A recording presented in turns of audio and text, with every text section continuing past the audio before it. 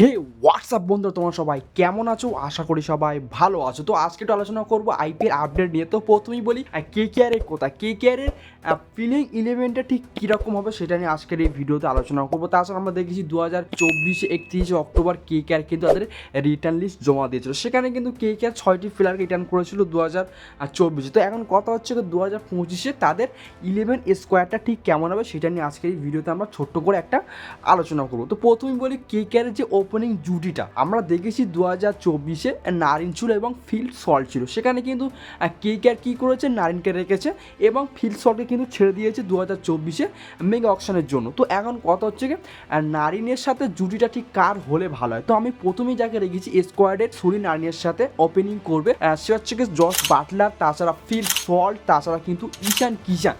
তো এই যে তিনটে প্লেয়ারকে রেখেছি, তো এর মধ্যে যে কোনো একজনকে হয়তো কলকাতার টার্গেট করতে পারে। জস বাটলার হলেও ভালো হবে, কেননা জস বাটলার আমরা দেখেছি 2024 রাজস্থান রয়্যালসের হয়ে কিন্তু খুব ভালো একটা ওপেনিং করেছিল। তাছাড়া ফিল্ড সল্ট সেও কিন্তু একটা ভালো খেলেছিল কলকাতার হয়ে, আমরা সবাই দেখেছি। নারিনের সাথে জুটিটাও কিন্তু ভালো হয়েছিল। তাছাড়া ঈশান কিষান সেও একটা ভালো একটা অপশান থাকবে 2025 মেগা অকশানে নেওয়ার জন্য। তো আমি মনে করি এই তিনজনের মধ্যে যে কোনো একজনকে হয়তো কলকাতার টার্গেট করতে পারে সুনীল নারিনের সাথে ওপেনিং জুটিটা ভালো করার জন্য। তো দেখা যাক কলকাতা নাইট রাইডার্স কী করে, সুনীল নারিনের সাথে কাকে ওপেনিং জুটিটা ভালো করায়, সেটা একটা বড় কথা রয়ে গেছে। তো এবার একটু কথা বলবো, কলকাতার কিন্তু ক্যাপ্টেন্সি করার মতন কেউ নেই। তো আমি ক্যাপ্টেন্সি করার দিক থেকে প্রথমেই যাকে রেখেছি লিস্টে 11 নম্বর স্কোয়াডের মধ্যে, সেটা হচ্ছে ঋষভ পন্থ। ঋষভ পন্থ কিন্তু দিল্লি ক্যাপিটালস হয়ে আর খেলবে না, সেটা আমরা সবাই জানি। তো অবশ্যই কলকাতা নাইট রাইডার্স চেষ্টা করবে যে ঋষভ পন্থের মধ্যে একটা ব্যাটসম্যান, তাছাড়া উইকেট কিপার সব দিক থেকে পেয়ে যাবে কলকাতা নাইট রাইডার্স। তো অবশ্যই চেষ্টা করবে কলকাতা নাইট রাইডার্স যে ঋষভ পন্থের মধ্যে একটা ব্যাটসম্যান, উইকেট কিপারকে আমাদের দলে নেওয়ার জন্য। তো 3 নম্বর অপশন কিন্তু ঋষভ পন্থ থাকবে। তো এবার একটু কথা বলবো মিডিল অর্ডারে কাকে নিলে সব থেকে ভালো হয়। তো আমি 3টে প্লেয়ারকে রেখেছি বিদেশি প্লেয়ার, তার মধ্যে মার্কোস স্টয়নিস আছে, তাছাড়া গ্লিন ম্যাক্সওয়েল আছে, তাছাড়া রাচিন রবীন্দ্র। এরা কিন্তু তিনজনই কিন্তু সবই অলরাউন্ডার। তো আমি মনে করি যে এদের তিনজনের মধ্যে যে কোনো একজনকে অবশ্যই কলকাতা নাইট রাইডার্স ফলো করুক, কেননা মিডিল অর্ডারে কিন্তু অবশ্যই ভালো করতে হবে। সেখানে কিন্তু ব্যাটিং লেভেলটা কিন্তু ভালো লেভেলে করতে হবে। তাছাড়া কিন্তু কেকেআর যদি মনে করে যে আমরা একটু ব্যাটিং বলিং সবই করবো, সেরকম একটা প্লেয়ার আমাদের দরকার। তো আমি মনে করি ম্যাক্সওয়েল, তাছাড়া রচিন রবীন্দ্র, তাছাড়া মার্কোস স্টয়নিস, এরা কিন্তু অলরাউন্ডার। তো এদের দিক থেকে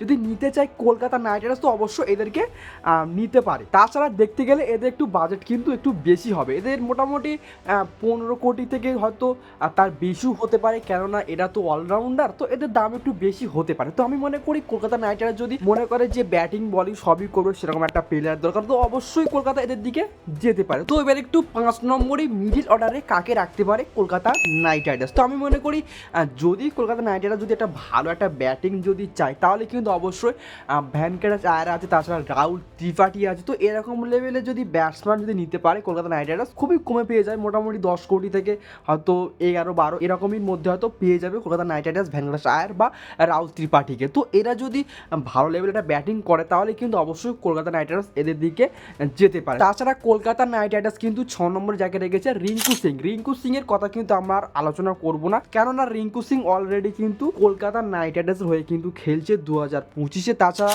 আন্দ্রে রাসেল রয়েছে, এরা কিন্তু ভালোই মোটামুটি খেলা করবে, কেননা আমরা দেখেছি 2024 মোটামুটি ঠিকঠাকই ছিল। তো এরা কিন্তু অলরেডি কিন্তু কলকাতা নাইট রাইডার্স হয়ে কিন্তু খেলছে 2025। তাছাড়া রামানদীপ তাকেও কিন্তু রিটার্ন করেছে কলকাতা নাইট রাইডার্স, তাছাড়া বরুণ চক্রবর্তী তাকেও কিন্তু রিটার্ন করেছে। তো 11 নম্বরে যাকে রেখেছি আর্শদীপ সিং, একটা তো পেস বোলার তো অবশ্যই দরকার কলকাতা নাইট রাইডার্সের।